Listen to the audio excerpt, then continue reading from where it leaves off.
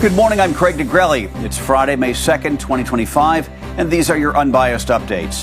Today is the day when the duty-free exemption on millions of Chinese and Hong Kong products coming into the United States ends. How the tariffs that will be levied are prompting fears of higher prices for consumers and delivery delays. And the Trump administration appears to lose a key tool when it comes to its crackdown on foreign gangs and deportations. How the administration might deal with not being able to use the Alien Enemies Act. From the Straight Arrow News Studio, bringing the stories that matter to you from across the United States and around the world, these are today's unbiased updates. Effective today, the Trump administration has officially ended a loophole that let Americans keep buying cheap goods from China without having to pay tariffs. Under the provision, shipments were exempt from President Donald Trump's 145% tariffs on Chinese goods on products under $800 that were sent directly to consumers or small businesses in the United States. More and more companies have used the rule to get their products to the U.S. since President Trump imposed duties on Chinese goods during his first term. And its use has increased in recent weeks since the newest tariffs took effect. But not anymore. During a cabinet meeting at the White House on Wednesday, the president called the loophole a scam. Not only does the Trump administration say the growing use of the loophole threaten American warehouse and logistics jobs, it also accuses drug traffickers of exploiting it by sending precursor chemicals and other materials used to make fentanyl into the U.S. without having to provide shipping details. A federal judge who was appointed by President Trump during his first term says the president's use of an 18th century wartime law to deport alleged gang members is unlawful.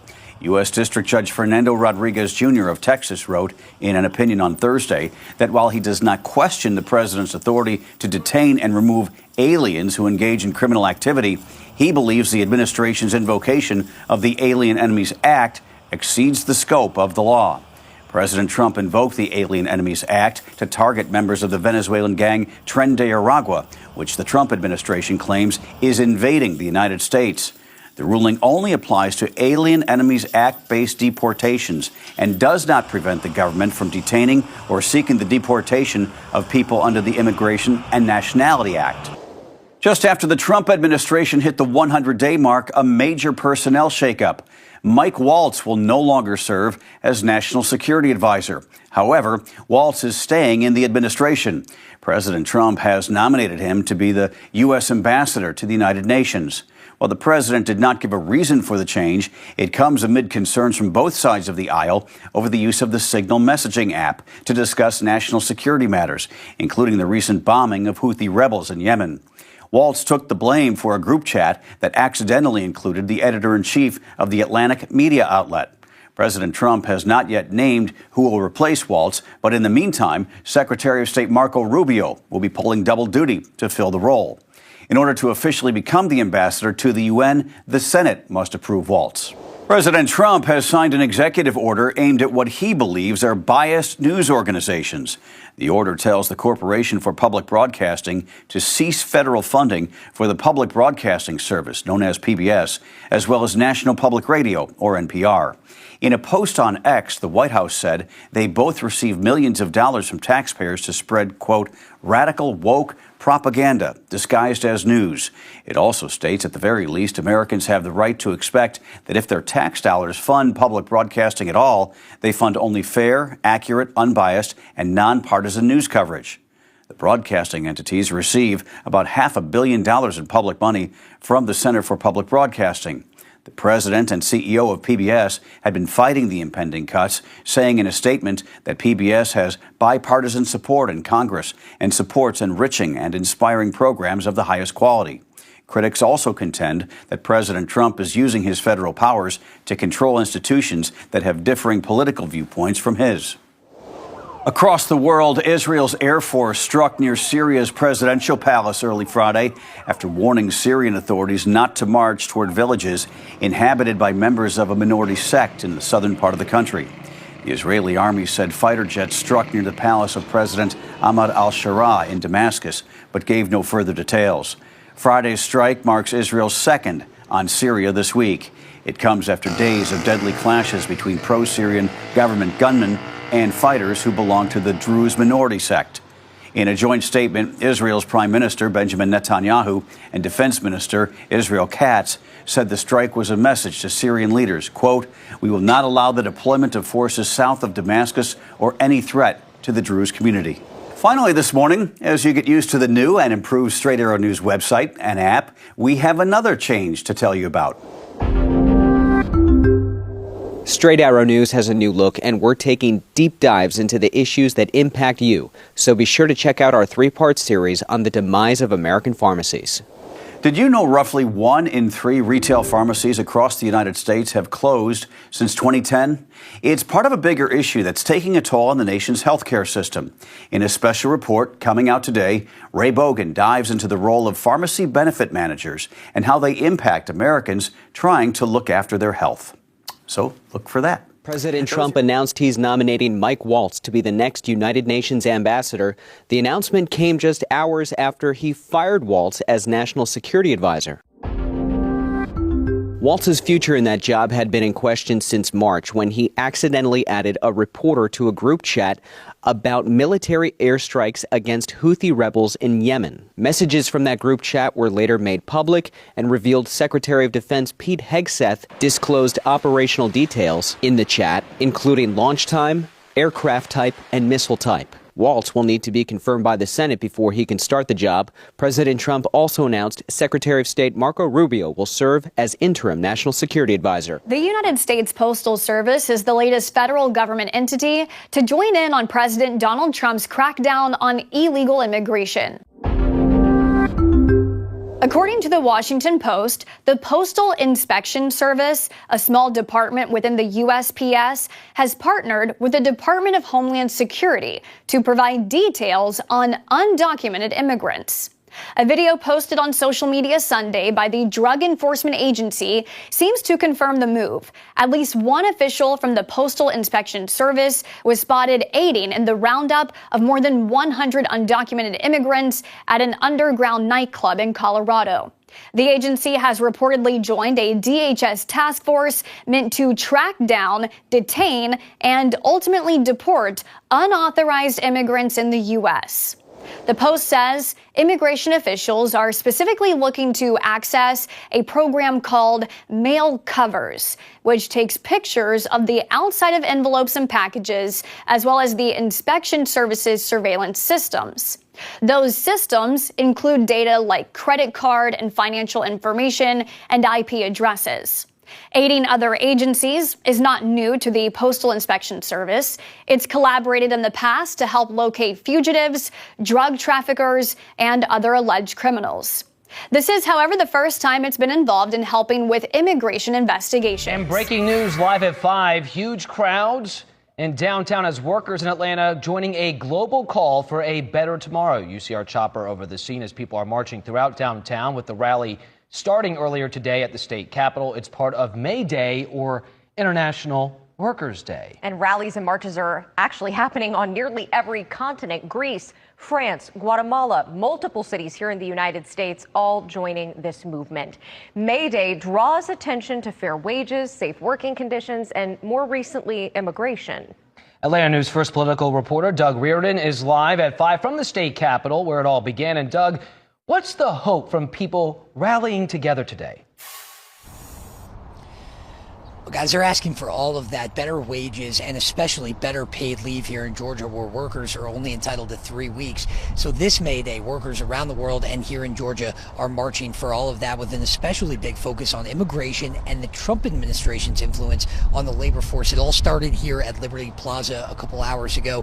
From there, people marched all around the city, stopping at MLK, an ICE office that's over there. And finally, they just got to City Hall a couple minutes ago. We're going to go link up with them right after this. But a huge cornerstone of Trump's first 100 days in office has been his scale back of the federal workforce. You can't ignore that on this International Workers' Day. We saw thousands of CDC workers here in Atlanta lose their jobs in the first week of his second term. May Day dates back to the late 1800s and has its origins in fighting for a better work environment. People out here today were fighting back against what they called a war on workers and highlighting the importance of a healthy labor force. We don't think that people in this country are being paid what they need to be paid for the work that they're doing. And the workers are the real people who are supporting this country. And May Day differs from Labor Day, which of course comes the first Monday in every September. Labor Day is more about appreciation. May Day, workers out here tell me, is all about action. We're going to have more coming up from City Hall at 6. For now, we're live at the Georgia Capitol. Doug Reardon, Atlanta News First.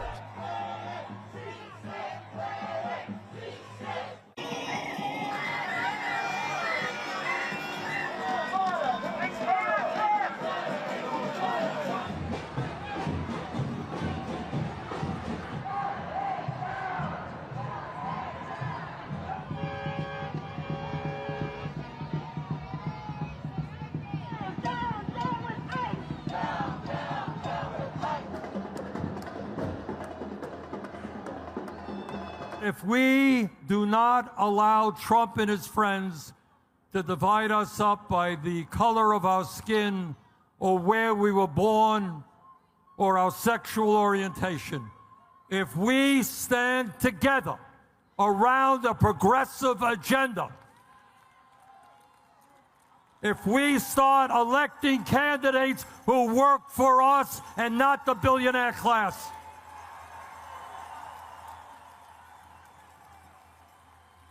if we think big and not small, brothers and sisters, there is nothing we cannot accomplish. Let's go out, let's do it, let's transform the country. After months of negotiations, the U.S. and Ukraine finally signed the deal that would give the U.S. access to Ukraine's minerals and other natural resources. The agreement that was signed on Wednesday will create a reconstruction investment fund, and U.S. will be able to make those investments through military aid.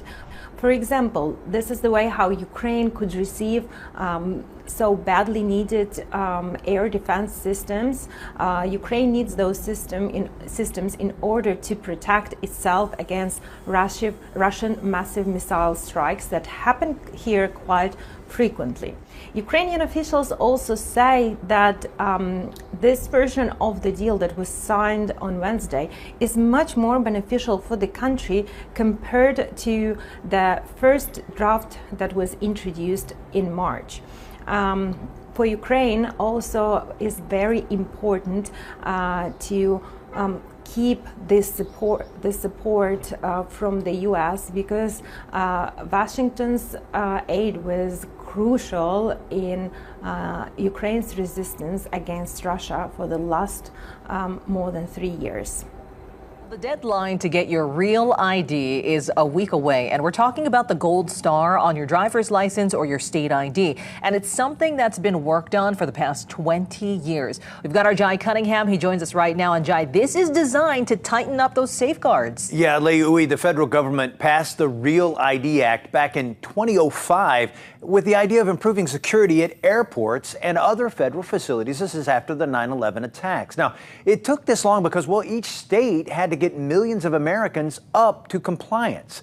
Now, it requires that the states implement standards to allow agencies like the TSA to accept the licenses and cards for official purposes like boarding domestic flights. Now, Hawaii, it's done pretty well in attempting to get all of our residents up to the Gold Star standard, achieving about 96% compliance. It's still possible to get into an airport, though, without it, but just know this.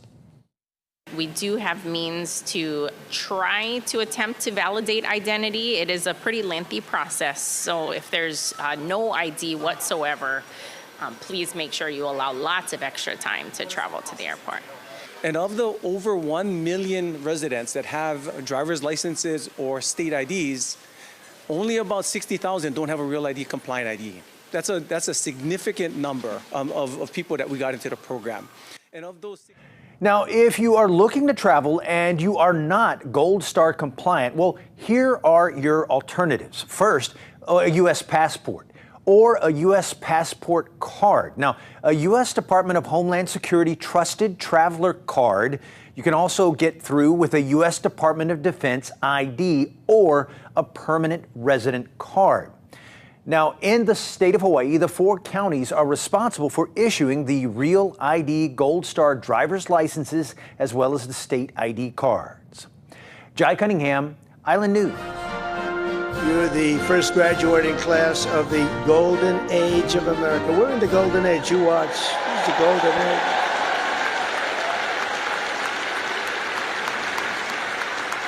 This is the golden age. We've done things that nobody thought possible. 100 days yesterday, 100 days, and we've done things that nobody thought even possible. Our country has always been defined by its ability to reform and reinvent itself, to meet the challenges of the next era.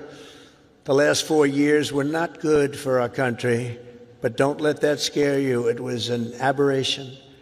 We're run by people who truly, at that time, 4 years, we were run by people that didn't have a clue. But go out and fight. You're going to be very successful, because now is the time to work harder than you have ever worked before. Find your limits and then smash through everything. Go and smash. You look at the weightlifting, where 18 years it stands, and they have this young woman, and her parents are right where you are in the front row, and they're so proud of her, and it's like 209 pounds, and she's going to lift that. The record stood for 18, think of it, 18 years, and they put 1/8 of an ounce here and 1/8 of an ounce here, little tiny little bit, and she's going to do it. Mom, I love you. I'm going to do it for you, Mom. And she goes, and she lifts, and she gets it, and Mom, I'm going to do it, Mom. Can't do it. And then a guy comes along, or a gal, or whatever. A transitioned person comes along. And he was a failed weightlifter as a man, but he comes along, 206 pounds. They put the little thing on, and he goes, boom, boom. And breaks the record like by 119 pounds. That's not right. The push to get synthetic colors out of our food has been going on for years. But it's only now starting to become a reality. What's changed? The federal government announced a ban on the dye Red 3. Some states have issued bans of their own, targeting more colors. And now, federal health officials want food makers to phase out all artificial colors by the end of 2026. Food dye is just a no-brainer. Nobody wants to eat petroleum. Everybody knows there's enough science out there that we know it's terrible for you. The evidence on this is mixed. In the case of Red 3, studies found the dye caused cancer in lab animals. Other studies have linked artificial dyes to behavioral problems in kids. But the FDA has maintained that they're safe. Critics also say added colors are a key component of ultra-processed foods, which are associated with chronic health problems. The process to revoke approved additives would normally take years of review, but advocates argue there's enough cause for concern. So we're in St. Louis, Missouri. This is the largest food color plant in the world. We make synthetic colors, we make natural colors. The magic related to color, it all happens right here. Using natural sources like beets, black carrot, and spirulina, scientists here can formulate a near-exact color match for existing products made with synthetic dyes. The company works with farmers and producers around the world to grow the raw materials, which arrive at the plant in the form of concentrates. From there, they're processed and blended into liquid or powder formulas, which get sent out to food companies to be added into products. We've seen a significant surge in interest from our customers, really being driven a lot by the legislation that's been introduced. Most of our customers have decided that this is finally the time when they're going to make that switch to natural colors. Tens of millions of pounds of these products need to be grown, pulled out of the ground, extracted. It's orders of magnitude larger. Are we really ready? I don't know. Like study after study has shown that if all companies were to remove the synthetic colors from their formulations, the supply of the natural alternatives would not be enough. It seems like the right direction to take. However, there might be some unintended consequences. Now that there's a date, there's a timeline, it certainly requires action. It's a big challenge, but it's something that can be done. We just want to make sure it's done right This is what the lab behind me and many others that we have around the world, this is what they do. How do you get that same vividness, the same performance, the same level of safety in that product as you would with a synthetic product?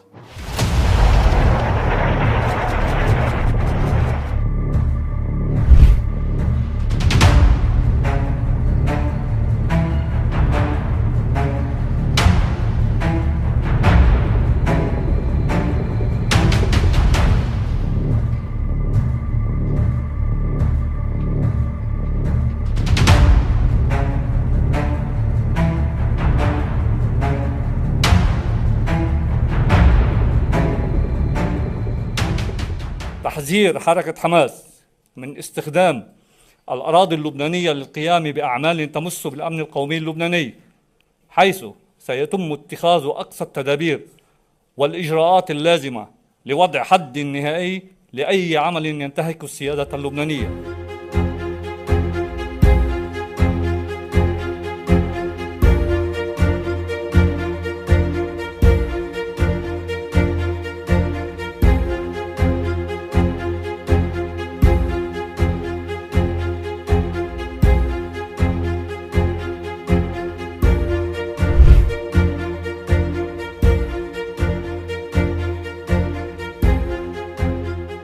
شدد السيد رئيس الجمهورية على عدم التهاون تجاه تحويل لبنان منصة لزعزعة الاستقرار، مع الأخذ بعين الاعتبار أهمية القضية الفلسطينية وعدم توريط لبنان بحروب هو بغنى عنها وعدم تعريضه للخطر.